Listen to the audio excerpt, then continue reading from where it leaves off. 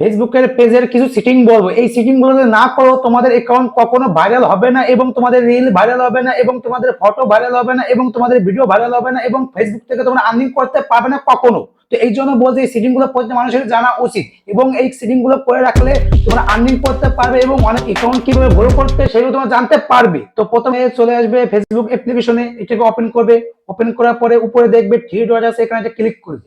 Click করলে এরকম একটা ইন্টারফেস হয়ে যাবে। এখানে দেখবে সিটিং অপশন আছে, এখানে একটা ক্লিক করবে। এরকম একটা ইন্টারফেস হয়ে যাবে, একটু নিচের দিকে আসবে। তো এখানে দেখো লেখা আছে অ্যাক্সেস এন্ড কন্ট্রোল, তো এখানে একটা ক্লিক করবে। ক্লিক করলে এরকম একটা ইন্টারফেস হয়ে যাবে। এখানে দেখো একটা অপশন আছে delete page this use permanent, তো এখানে একটা ক্লিক করবে। ক্লিক করার পরে এখানে দেখবে কন্টিনিউতে ক্লিক করবে। এরকম একটা ইন্টারফেস হয়ে যাবে, দেখবে এখানে তো উপরে দেখো লেখা আছে I split too much time on Facebook, তো এখানে একটা ক্লিক করবে। এরকম একটা ইন্টারফেস হয়ে যাবে। এখানে দেখো লেখা আছে এডিট নোটিফিকেশন সিটিং, তো এখানে একটা ক্লিক করবে। ক্লিক করলে এরকম একটা ইন্টারফেস হয়ে যাবে। এখান থেকে তোমরা অনেক কিছু সেটিং করতে পারবে। এবং দেখো এখানে লেখা আছে কি লেখা আছে পাবলিক পোস্ট, এখানে একটা ক্লিক করবে। ক্লিক করলে দেখবে এইগুলো তোমাদের অ্যাকাউন্টটা কি পাবলিক আছে কি নেই সেগুলো তোমরা দেখবে, এবং না থাকলে সেটাকে তোমরা পাবলিক করবে। এবং আমার যে সেটিংটা আছে এই সেটিং গুলো তোমরা করলে তোমাদের এটা পাবলিক থাকবে। তো এখান থেকে তোমরা রিটার্ন আসবে।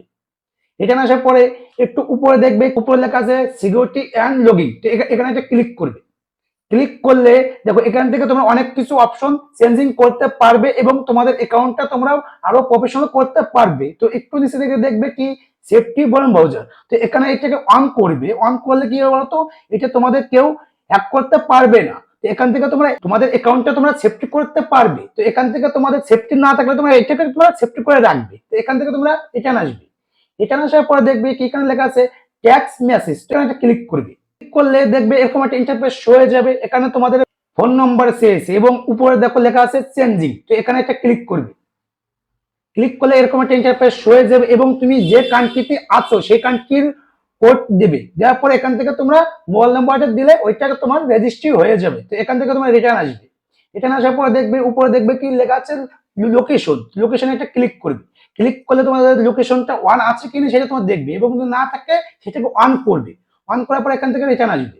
রিটার্ন আসার পরে দেখবে এখানে লেখা আছে প্রাইভেট, তো প্রাইভেট ক্লিক করবে। ক্লিক করলে এরকম একটা ইন্টারফেস হয়ে যাবে, এবং এখান থেকে তোমরা চেক করবে যে তোমাদের অ্যাকাউন্টটা কি পারমানেন্ট আছে কি নেই, এবং তোমাদের অ্যাকাউন্টটা প্রফেশনাল করতে চাইলে এখন যে সিটিং এই সিটিং গুলো প্রতিটা ইম্পর্টেন্ট সিটিং, তো এই সিটিং গুলো তোমাদের করতে হবে, এবং এই সিটিং গুলো তোমরা না করলে তোমাদের অ্যাকাউন্টটা কখনো ভাইরাল হবে না, এবং তোমরা ফেসবুক থেকে আর্নিং করতে পারবে না। তো এইগুলো সেটিং গুলো করবে কি, দেখো উপরে লেখা লেখা আছে পোস্ট, পোস্ট এখানে ক্লিক করবে।